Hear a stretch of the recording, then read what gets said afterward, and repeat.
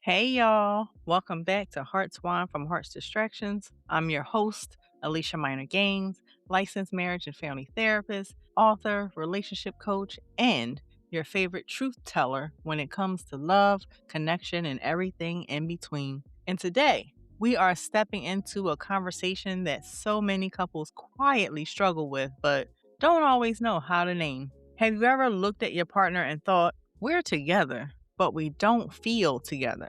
You live in the same house, you sleep in the same bed, you share responsibilities, schedules, maybe even children. You text each other throughout the day, but somehow, emotionally, something feels off. Conversations feel surface level, laughter feels less frequent, touch feels routine instead of intentional. And you start wondering, is this just a phase or are we drifting? Well, today's episode is titled How to Stay Connected Even When You're Completely Disconnected. And I want to be clear from the beginning here. Disconnection does not automatically mean disaster. It does not mean you chose the wrong person. It does not mean love is gone. What it often means is that life has been loud. We call it life has been lifing for all of us, right? Responsibilities have been heavy. Stress has been constant. And somewhere between deadlines, diapers, degrees, diagnosis, and dreams, the two of you stop pausing long enough to see each other. The truth is, relationships don't usually fall apart in explosive moments. They erode quietly in small missed opportunities and emotional bids that go unanswered. And I'll tell you later that never becomes later. Research from marriage and family therapy, including the work of Dr. John Gottman, shows that long-term relationship success is built on turning toward your partner in small, everyday moments. Not grand gestures, not anniversary trips, not social media posts, but the little thing. The look at this, the can I tell you something, the come sit with me for a minute. And when those moments stop being noticed, distance begins to grow. In this episode, we're going to unpack what emotional disconnection really looks like in dating,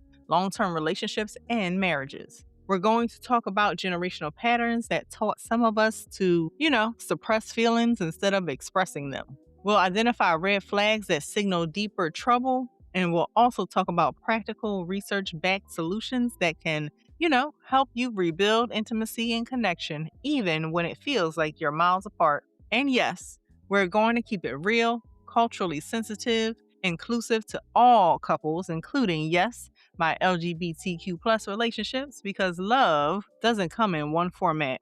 Disconnection doesn't either. This is the podcast where we dive deep into the messiness, beauty, and complexities of relationships, and today ain't gonna be no different. So, from the excitement of new dating to the challenges of long-term commitments in marriage, we explore the distractions that pull us away from each other, how generational patterns shape our behavior, and how sometimes the tears, our wine, are the result of emotional twists and turns we never saw coming. If you haven't listened to my last episode, please tune in as this is an extension of that episode, but covers disconnection on all levels, not just the impact from social media. So, if you've been feeling a little distant lately, if you're wondering how to close the gap without forcing something fake, if you're ready for honest relationship advice, marriage advice, and dating advice that actually addresses real life, you are in the right place. So take a breath, lean in, have your glasses ready, with your wine, your tea, whatever it is that you drink, and let's talk about how to stay connected, even when you feel completely disconnected. Now, before we can fix disconnection, we have to understand what it actually looks like. Because one of the biggest mistakes couples make is assuming that disconnection only shows up as constant fighting. But sometimes it's the opposite. Sometimes disconnection looks calm, quiet, functional, and polite. And polite can be dangerous. Disconnection often begins subtly. It's not that you stopped loving each other. It's that you stopped being curious about each other. You stopped asking follow-up questions. You stopped noticing tone shifts. You stopped sharing the small, random thoughts that used to fill the air between you. And now, your conversations are mostly about logistics. Who's picking up the kids? What time the meeting starts? What bills are due? And what's for dinner? You're managing life together, but you're not necessarily experiencing life together. How many of y'all just caught that? I'm going to leave that right there. I want you to think about this. When was the last time you and your partner had a conversation that had nothing to do with responsibility? No agenda, no problem solving, just connection. Because emotional disconnection isn't always loud. Sometimes it's the slow fade of intimacy. It's fewer inside jokes, less eye contact, less lingering touches. You sit next to each other, but you're scrolling separately. You go to bed at the same time, but one of you turns away a little quicker than before. You still say, I love you, but it feels habitual instead of heartfelt. And here's the tricky part. Life can make this feel normal. You're busy, you're tired, you've got deadlines, degrees, diapers, diagnoses, and dreams pulling at you. So you tell yourself, we're just going through a phase, and sometimes you are. But sometimes phases turn into patterns when they go unaddressed. So, I once worked with this couple. We're going to call them Alex and Renee. So, Alex and Renee had been married for 8 years, no major betrayals, no dramatic fights, but they came into therapy saying, we feel like roommates. That word right there, roommates. They described their relationship as peaceful but distant, efficient but empty. They weren't arguing, but they also weren't connecting. When I asked them what they appreciated most about each other recently, there was a long silence. Not because they didn't care, but because they hadn't paused long enough to notice. That's what disconnection can look like. It can be emotional, where vulnerability decreases, you stop sharing fears, you stop talking about dreams, you keep things to yourself because it feels easier than explaining. It can be physical, not just sexually, but affectionately. Less spontaneous touch, less cuddling, less warmth and proximity. It can be intellectual. You stop debating ideas, stop exploring new interests together, stop stimulating each other mentally. It can even be spiritual. Shared values that once anchored you to go unspoken. Faith, conversations stopped, and purpose, conversations fade. And sometimes disconnection shows up as irritation. Because when you feel unseen, everything starts to feel annoying. The way they chew, the way they respond, the way they breathe too loudly. And you're like, why does this bother me so much? It's not about the chewing. It's about the emotional gap. I know some of y'all been there, because I know I've been there too. Let's bring some research into this, shall we? So, research in marriage and family therapy consistently shows that emotional attunement, the ability to tune into your partner's inner emotional world, is one of the strongest predictors of relationship satisfaction. Emotional attunement requires attention, and attention requires intention, and intention requires slowing down. But in a distracted world, slowing down feels almost rebellious. Dr. John Gottman talks about bids for connection, and a bid can be as small as, look at this meme, or can I tell you about my day? When those bids are ignored repeatedly, even unintentionally, the partner making the bid begins to withdraw. Not dramatically, not loudly, but quietly. And after enough quiet moments, you'll wake up feeling distant without knowing when it started. Let me say something that might be controversial, because y'all know I am. Disconnection is rarely about a lack of love. It's usually about a lack of emotional responsiveness. Hold on to that, y'all. You can love someone deeply and still neglect the relationship. You can feel committed and still be disconnected, because love is a feeling, but connection is a practice. How many of y'all knew that? And here's something else we don't talk about enough. Social media has made it easy to compare your behind the scenes to someone else's highlighted reel. You see couples posting vacation pictures, date nights, anniversary tributes, and you start questioning your own relationship.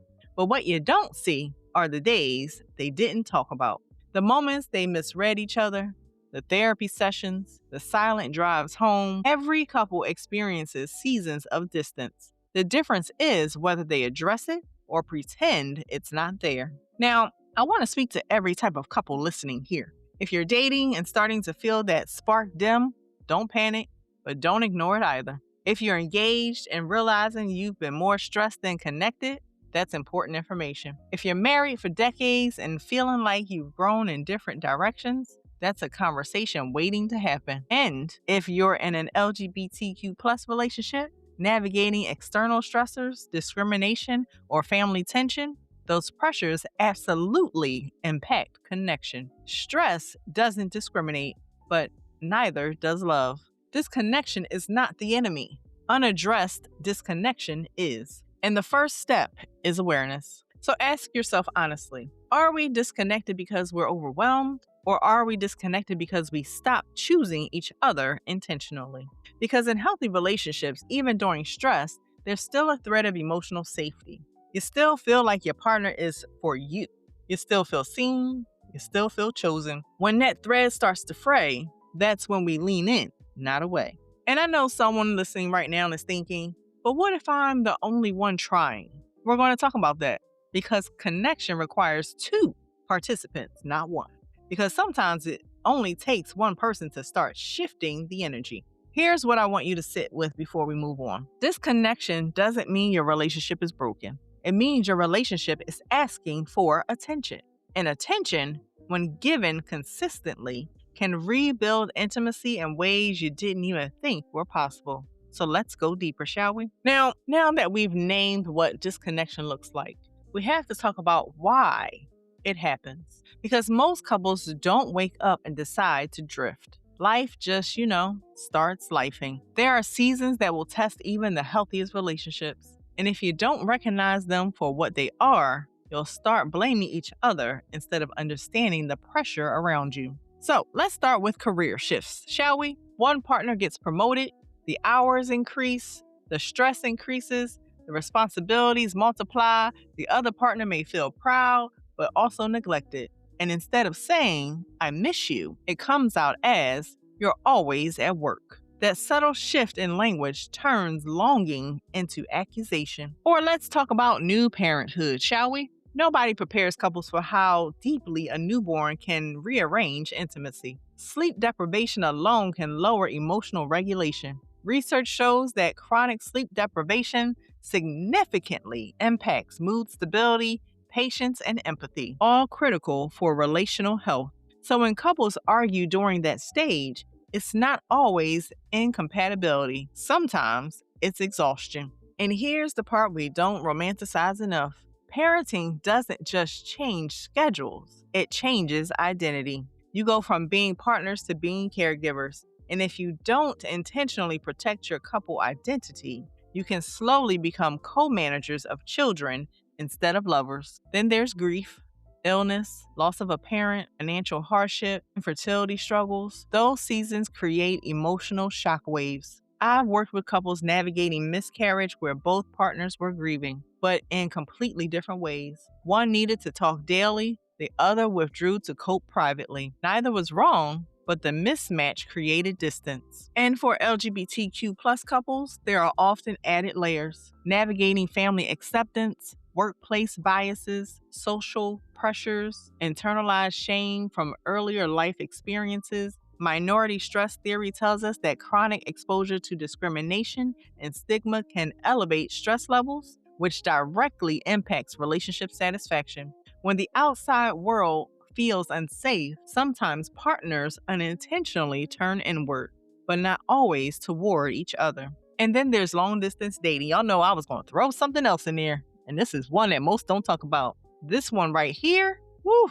Long distance relationships require intentional communication habits. Without physical presence, emotional intimacy has to be deliberate. And if either partner begins assuming instead of asking, distance grows quickly. Here's something that's controversial but true. Some seasons require more effort than others, and we weren't all raised to understand that. Some of us grew up watching parents tough it out. No therapy, no vulnerability, just silent endurance. So when stress hits our relationships, we default to survival mode instead of connection mode. But survival mode is protective. It's not intimate. Dr. Sue Johnson, the founder of Emotionally Focused Therapy, emphasizes that adults in romantic relationships seek emotional responsiveness in the same way children seek security from caregivers. When we feel stress, we subconsciously ask, are you there for me? Do I matter? Can I reach you? If that answer feels uncertain during life transitions, anxiety increases. Let me give you an example, shall I? Imagine a couple, we're going to call them Chris and Taylor. They were deeply connected before Taylor started graduate school. Suddenly, evenings that used to be spent talking became study sessions. Weekends turned into project deadlines. Chris began feeling secondary. Taylor began feeling pressured. Neither communicated their vulnerability. Chris became distant to avoid seeming needy.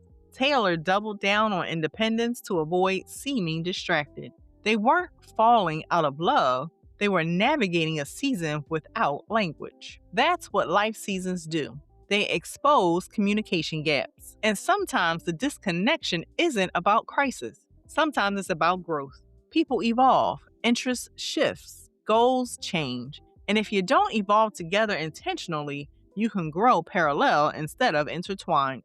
But hear me clearly. Growth is not the enemy of connection. Silence is. If you're in a season that feels heavy right now, ask yourself, have we acknowledged the weight out loud? Have we named the stress? Have we said, this is hard for me? Or have we just been pushing through? Because pushing through without processing builds emotional residue. And residue turns into resentment when it's not addressed. There's a poem in my book, Distractions of the Heart, that says, we stop touching not because love left, but because life interrupted. That line right there captures so much of what couples experience. Life interrupts, but interruption doesn't have to mean conclusion. Some seasons require structured reconnection. Some require renegotiation of roles. Some require therapy. Some require relationship coaching. Some require simply slowing down long enough to look at each other and say, we're in this together.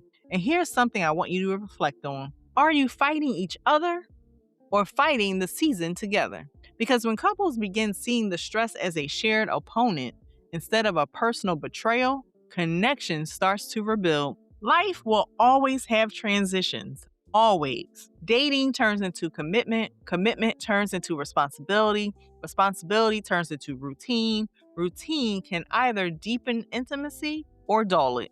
The difference is awareness, and awareness gives you choice. Let's go even deeper, because sometimes the way we respond to these seasons has less to do with the present and more to do with our past. Now, this is where it gets personal, so be ready, because the way you handle disconnection today often started long before you met your partner. Some of us were raised in homes where feelings were welcome. You saw your parents argue, but you also saw them repair. You heard apologies, you witnessed affection. So when distance creeps into your adult relationship, your instinct might be to talk it through. But those of us who have not seen this, we were raised in households where survival mattered more than emotional expression. You didn't see hugs, you saw hard work. You didn't hear I'm hurt, you heard I'm fine. You didn't see vulnerability, you saw silence. So now when you feel disconnected from your partner, you don't lean in. You shut down, or you lash out, or you distract yourself, because that's what you learned.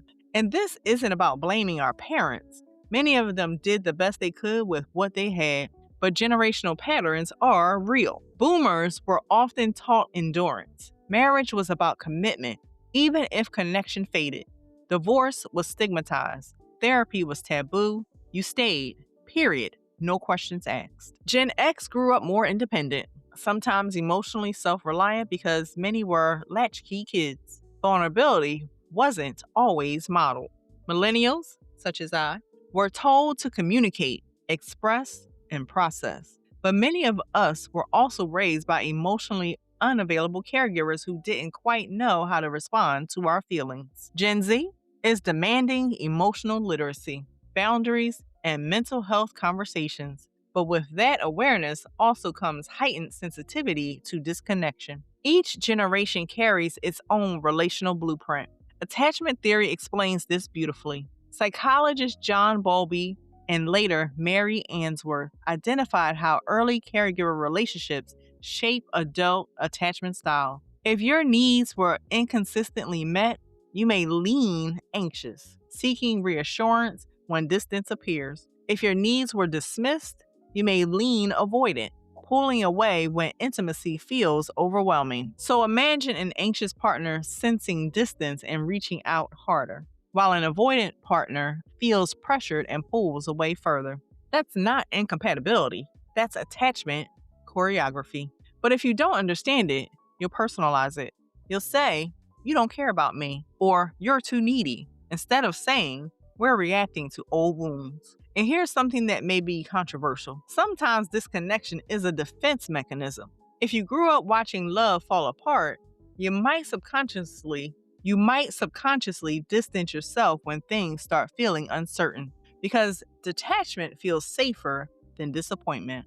Can I bring this home for y'all? So I once worked with this couple. We're going to call them Danielle and Morgan. Whenever conflict arose, Morgan would emotionally shut down. There was no yelling, no arguing, just silence. Danielle interpreted that silence as rejection. What we discovered in therapy was that Morgan grew up in a household where conflict escalated quickly into chaos. So silence wasn't apathy, it was protection. When Danielle understood that, everything shifted.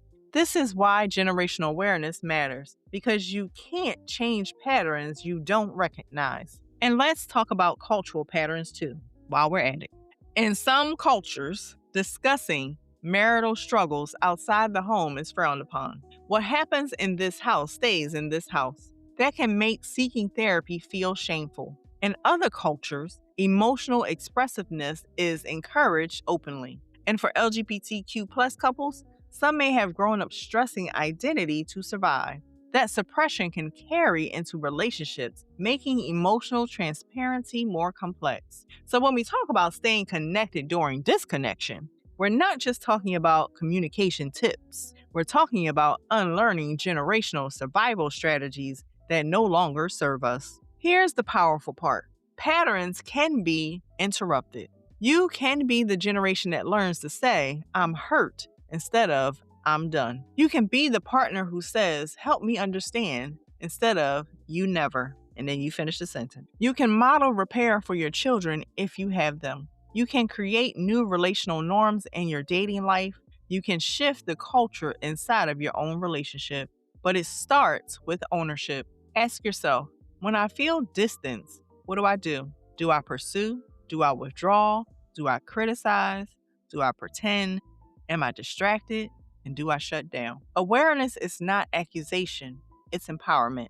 Because once you understand your own patterns, you can respond instead of reacting. And when couples begin responding consciously instead of reacting defensively, connection becomes intentional, not accidental. Now that we've talked about generational patterns and emotional avoidance, we need to have a harder conversation because not all disconnection is harmful. Some forms of distance, if left unaddressed, turn into something deeper. Let's talk about the red flags.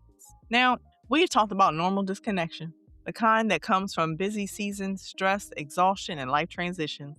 But we also need to have an honest conversation about when disconnection shifts from temporary distance to something more concerning. Because not all distance is harmless. There's a difference between we've been busy and we've stopped caring. One of the biggest red flags of dangerous disconnection is indifference. Not anger, not frustration, indifference. When you stop feeling emotionally activated at all, when you don't argue because you don't think it's worth the effort, when your partner shares something important and you feel, neutral, that emotional flatline is often more concerning than conflict. At least conflict means there's still emotional investment. Dr. John Gottman identifies contempt as one of the strongest predictors of divorce. And y'all might have heard me say this before. Contempt sounds like sarcasm, eye-rolling, mockery, dismissive humor. It's when respect erodes. And once respect erodes, connection struggles to survive. Criticism says, "I don't like what you did." Contempt says, "I don't like who you are." That shift is dangerous. Another red flag is chronic defensiveness. When every conversation turns into justification, when accountability disappears, when apologies are replaced with counterattacks, if neither partner can own their part, distance widens quickly. Then there's stonewalling, shutting down completely during conflict, not taking a break to regulate, but emotionally exiting, silent treatments, withholding engagements, repeatedly refusing to discuss issues. Over time, the partner on the receiving end may stop trying altogether. And let's talk about emotional outsourcing. This one is subtle. It's when you start sharing your deeper thoughts, fears, frustrations, and dreams with someone outside the relationship more than with your partner. It may not be physical infidelity, but emotional intimacy begins shifting elsewhere. You start feeling more understood by someone who isn't your partner. That's not accidental, it's displacement. Secrets are another warning sign, y'all. Not privacy. Everyone deserves healthy privacy, of course. But secrecy, hiding conversations, minimizing interactions, avoiding transparency. When trust begins to thin, connection begins to fracture. And here's one that people don't always recognize: persistent hopelessness. This might be new for some of y'all. This is when one or both partners start speaking about the relationship in permanently negative terms. This is just how we are. It's never going to change. We're too different. Hopelessness drains motivation to repair. I want to be very clear. Red flags are signals, not automatic endings. They are invitations for intervention, but they do require seriousness. Ignoring them doesn't make them disappear. It allows them to deepen. There's also something called emotional disengagement. You stop checking in, stop asking about their day, stop celebrating wins, stop comforting losses. You begin functioning parallel instead of together. You coexist, but you don't connect. Now, here's the important distinction. Experiencing one of these behaviors occasionally does not doom your relationship, because we're human. We get defensive sometimes. We shut down sometimes. We snap sometimes. The concern is frequency and pattern. Is it chronic? Is it unaddressed? Is it escalating? Healthy couples experience conflict. Unhealthy couples avoid repair. And sometimes the red flag isn't loud. It's slow erosion. Fewer conversations, less affection, more isolation, more external distraction, more "I'll deal with it later," until later becomes too late. If you recognize some of these signs in your relationship, don't panic, but don't ignore them either. Awareness gives you power. Once named, patterns can be interrupted. Ask yourselves honestly, are we still emotionally invested in understanding each other? Are we willing to address hard conversations? Are we protecting each other's dignity even during conflict? Because connection cannot survive where respect disappears. But here's the hopeful truth. Even red flags can become turning points when both partners choose accountability and effort. Some couples grow stronger precisely because they confronted these patterns instead of pretending they weren't there. Disconnection becomes dangerous when it's ignored. It becomes transformative when it's addressed. And that's the difference. Now, here's the part that should give you hope. Connection is not magic. It's measurable, it's observable, and most importantly, it's rebuildable. Research in marriage and family therapy has consistently shown that long-term relationship success isn't built on constant happiness. It's built on constant responsiveness. Dr. John Gottman's decades of research found that thriving couples maintain what he calls a 5-to-1 ratio, which is 5 positive interactions for every 1 negative interaction during conflict. That doesn't mean they never argue. It means affection, humor, curiosity, and validation outnumber criticism and defensiveness. Think about that for a second. 5 small deposits for every withdrawal. That's not about grand gestures. That's about everyday moments. A smile across the room, a quick squeeze of the hand, a genuine thank you, a playful joke, a check-in text that isn't logistical but emotional. How's your heart today? Those moments may seem small, but they build emotional equity. And emotional equity is what carries couples through stressful seasons. Another powerful concept from Gottman's research is something called turning toward. Throughout the day, partners make what are called bids for connection. A bid might be as simple as saying, "Look at this article," or "Can I vent for a minute?" or even a sigh that signals overwhelm. When your partner makes a bid, you have 3 choices: to turn toward, turn away, or turn against. Turning toward means responding with interest. Turning away means ignoring. And turning against means responding with irritation. The difference between couples who thrive and couples who drift often lies in how consistently they turn toward each other in those tiny moments. And here's what's important. You don't have to be perfect.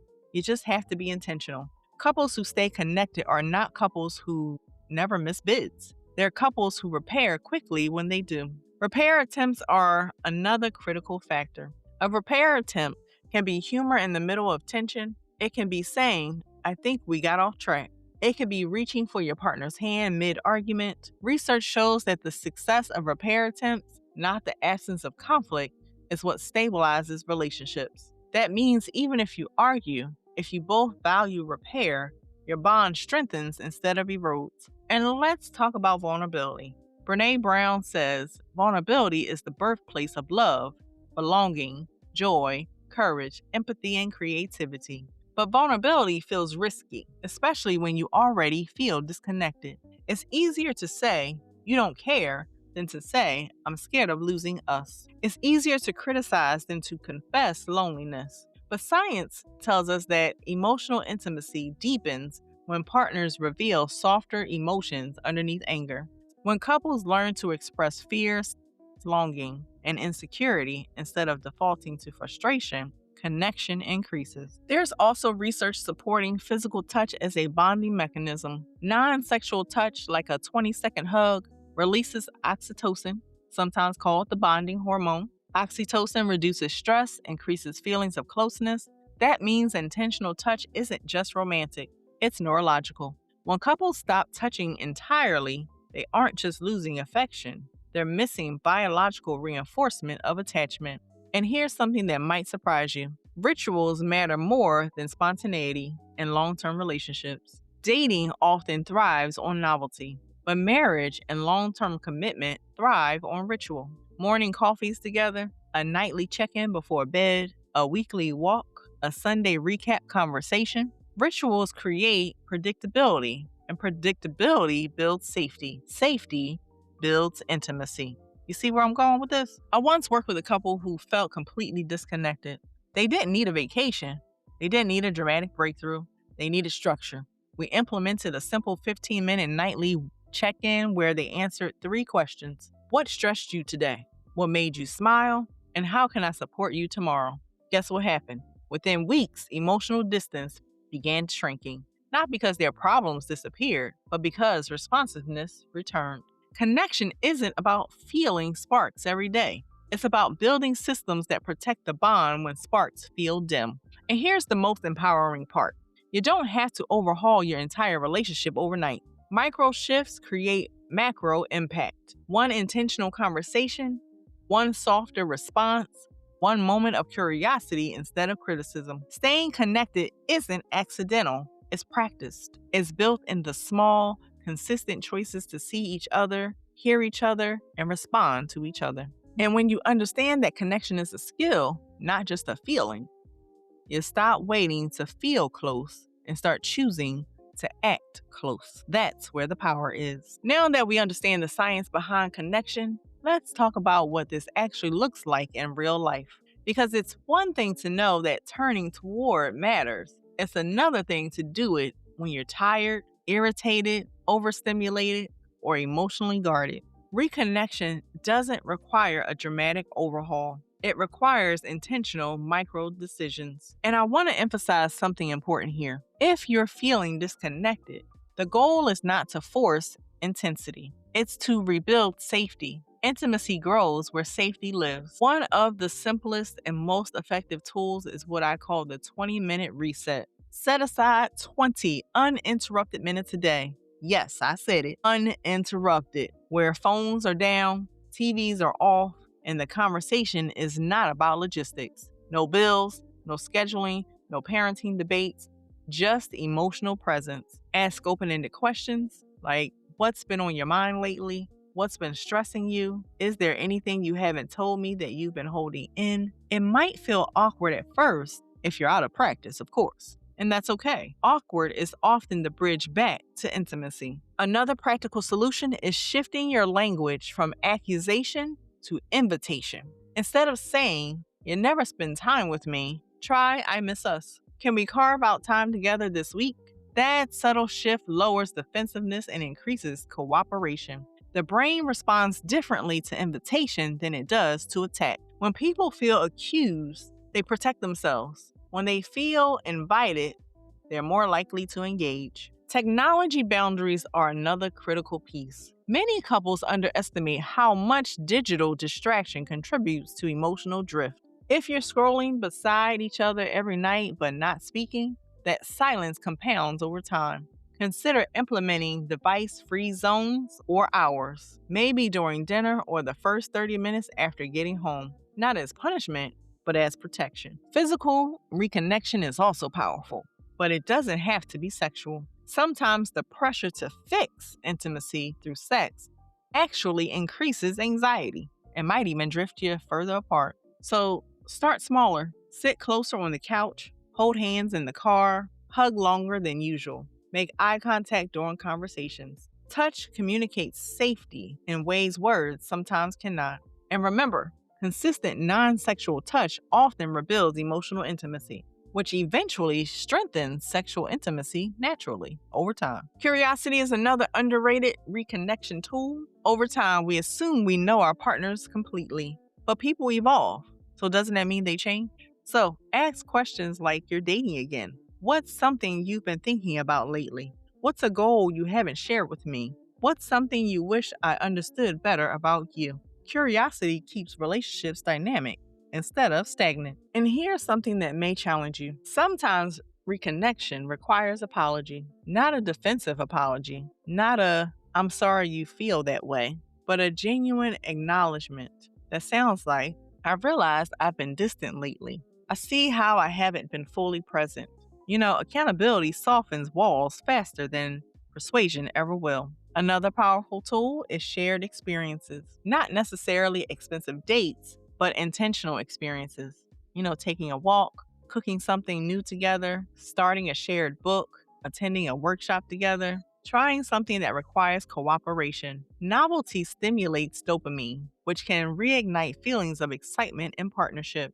But even more importantly, shared experiences create new memories, and new memories interrupt old narratives of distance. For couples navigating heavy seasons such as grief, illness, financial strain, sometimes reconnection means redefining what connection looks like right now. It may not be romantic dinners. It may be sitting in silence holding hands. It may be saying, "We're both exhausted, but I'm still here." Emotional reassurance during stress can be more bonding than grand gestures during ease. And let's not ignore the role of professional support.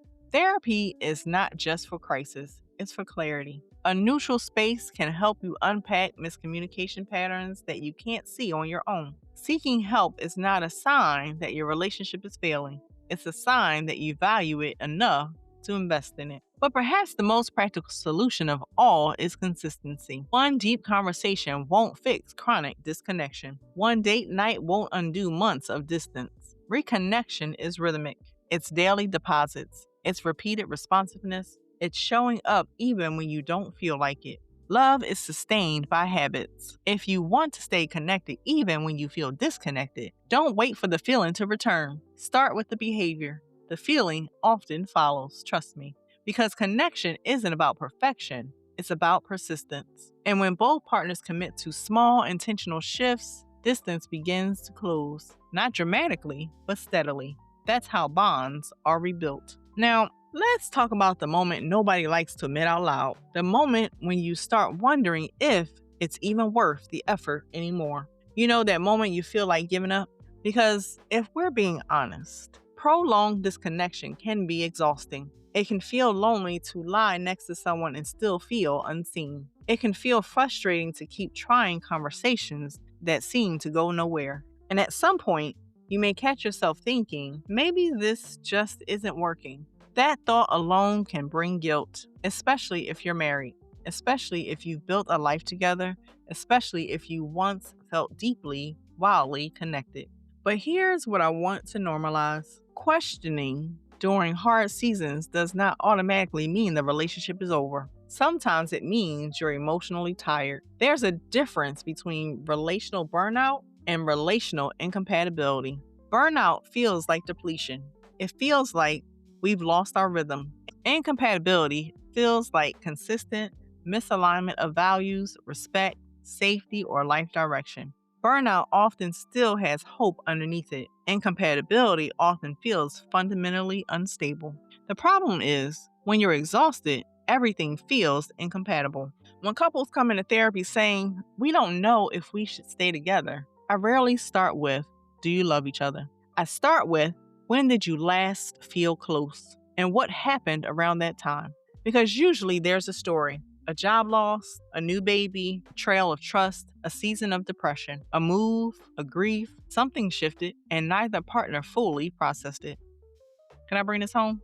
So I once worked with this couple. We're going to call them Simone and Elijah. They were on the verge of separation. They described feeling like strangers. Conversations were tense. Affection had stopped. But when we unpacked their timeline, we discovered that their disconnection began after Elijah's father passed away. Elijah grieved silently. Simone interpreted his silence as withdrawal from her. She responded by emotionally pulling back to protect herself. Months turned into years of distance layered on top of unspoken grief. It wasn't that they didn't love each other. It was that pain built a wall neither of them knew how to climb. Once they named the grief, vulnerability re-entered the room, and vulnerability softened everything. Sometimes giving up feels easier than staying vulnerable, because vulnerability requires you to risk disappointment again. It requires you to say, "I still care," even when you're unsure how it will be received. And let's address something important. You cannot reconnect alone indefinitely. If you are the only one consistently trying, initiating conversations, suggesting counseling, offering repair, those things, and your partner remains unwilling to engage at all, that's significant. Relationships require reciprocity. Effort must eventually be mutual. But before concluding that your partner doesn't care, ask yourself, have they been shown how to reconnect? Some people were never taught how to initiate emotional repair. They may care deeply, but lack the tools. When you feel like giving up, pause before making permanent decisions based on temporary exhaustion. Ask yourself, have we clearly communicated our needs? Have we tried structured reconnection? Have we sought support? Have we named the real issue underneath the surface of irritation? There's also something called emotional flooding. During conflict or prolonged stress, the nervous system becomes overwhelmed. Heart rate increases, cortisol rises, logic decreases. In those moments, distance can feel like protection. If you make decisions while emotionally flooded, you may mistake temporary overwhelm for permanent truth. Take space if needed, but take intentional space, because there is a difference. Not those silent punishment moments, not those emotional exile moments. Communicate it. I'm overwhelmed right now. I need an hour to reset, but I want to come back and talk.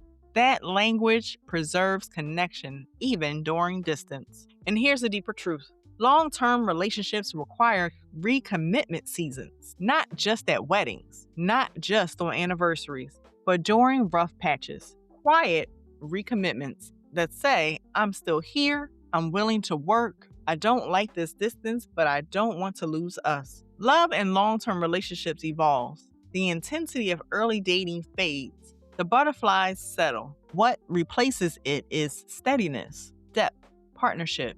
But steadiness can feel boring if you confuse calm with emptiness. Not every quiet season is a dying season. If you're feeling like giving up, don't ignore the feeling, but don't let it make the final decision without deeper exploration. Sometimes the relationship isn't asking to end, it's asking to be restructured. And restructuring requires courage. You deserve connection. You deserve to feel seen. You deserve emotional safety. But sometimes that safety is rebuilt through difficult conversations rather than dramatic exits. Before you walk away, ask yourself, have we truly tried to understand each other's pain? Because when two people choose to fight for clarity instead of against each other, even seasons that felt hopeless can become turning points. And sometimes the moment you thought was the end becomes the beginning of a stronger version of us. Now, let's talk about something that might make some people uncomfortable. You will not always feel in love. You will not always feel emotionally close. You will not always feel butterflies. You will not always feel understood. And that does not automatically mean something is wrong. One of the biggest myths modern dating culture has sold us is that connection should feel effortless all the time. That if it's right, it will flow naturally. that if you have to work at it, it must not be real. But I'm here to tell you that long-term love is not sustained by chemistry alone. It is sustained by commitment to connection. Butterflies are biological. They are fueled by novelty and uncertainty. Stability doesn't create butterflies, it creates safety. And sometimes safety feels less exciting than unpredictability. But safety is what allows vulnerability to deepen. This is where people get confused. They mistake calm for boredom. They mistake predictability for stagnation. They mistake temporary distance for permanent incompatibility. And in a world of dating apps, social media comparisons, and highlight reels of perfect couples, it becomes easy to believe that somewhere out there is a connection that will never require effort.